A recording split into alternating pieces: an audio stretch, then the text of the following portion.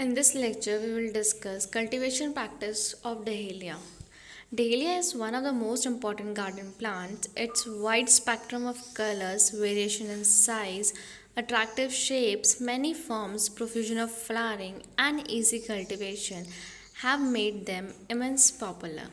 They grow in size from 1 to 5 feet. Flowers include single bloom and double bloom. These attractive plants produce loads of brilliant blooms in rainbows of orange, salmon, bronze, apricot, yellow, crimson, scarlet, and lavender color. They are extensively used in exhibition, garden display, and home decoration.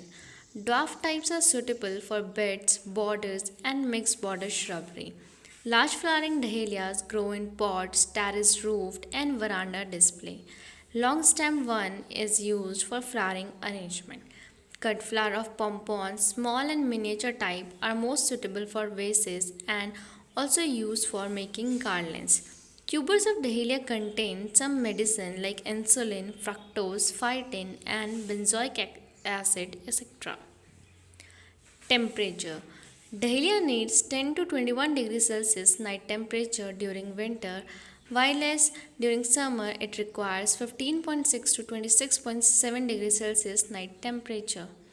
Flower bud accelerate as temperature increases. The best quality bloom can be obtained at 25 degrees Celsius day and 16 degrees Celsius night temperature. Light. Light play a very crucial role in dahlia flowering. Day length regulates flowering. 10 to 14 hours optimum for forcing flowering. 16 hours photo period or 4 hours night break is important for dahlia. High light intensity is necessary for forcing of flower. Effect of plant growth regulator on flowering. Application of growth substance have proved very effective in the regulation of growth and flowering of dahlia by 6 to 15 days delay flowering. SADA at the rate 1000 to 5000 ppm and TBA at the rate 500 to 2000 ppm and ethereal at the rate 2000 ppm increase flower production. Ethereal 50 to 100 ppm CC malic hydrazide SADH increase flower size. Effect of plant growth regulators on tuberous root formation. CCC at the rate 2000 to 5000 ppm, ethereal 1000 to 5000 ppm increase number and weight of roots. SADH application coincide with the long day condition and promotes roots, but application of SADA H plus GA3 inhibits the root formation. A tuber formation has seen by pre-planting the plants in ethereal at the rate 10 ppm. Propagation. Dahlia are propagated from seeds, tuberous root and cutting, while is from grafting and tissue culture has been observed. Seed propagation. Thinly sow the seeds in shallow box or a seed pan container containing porous soil, a layer of fine leaf mold. It takes 10 days to germinate at 18 to 28 degrees Celsius temperature. Seedlings are ready for transplanting in 3 to 4 weeks. Cutting. Dahlia are commercially propagated by terminal cutting. Cuttings of 7 to 8 cm with 1 to 2 pair of leaves are prepared.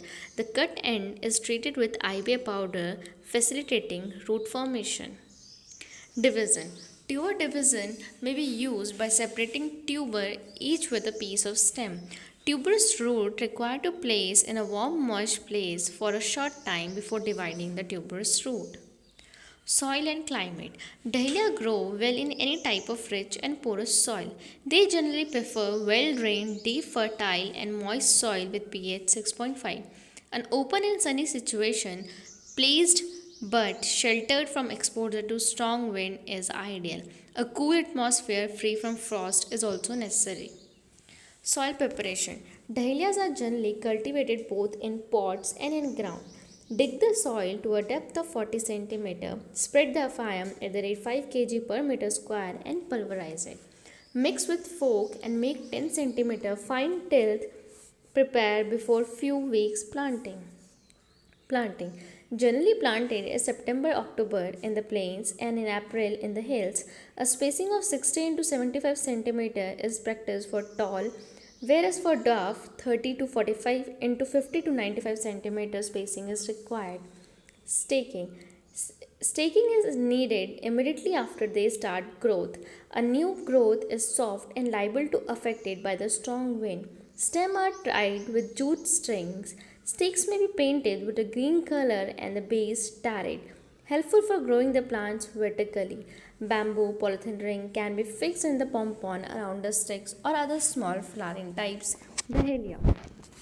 Manuring 50 to 80, 40 to 60, 60 to 100 kg of nitrogen, P2O5 and K2O per hectare is required.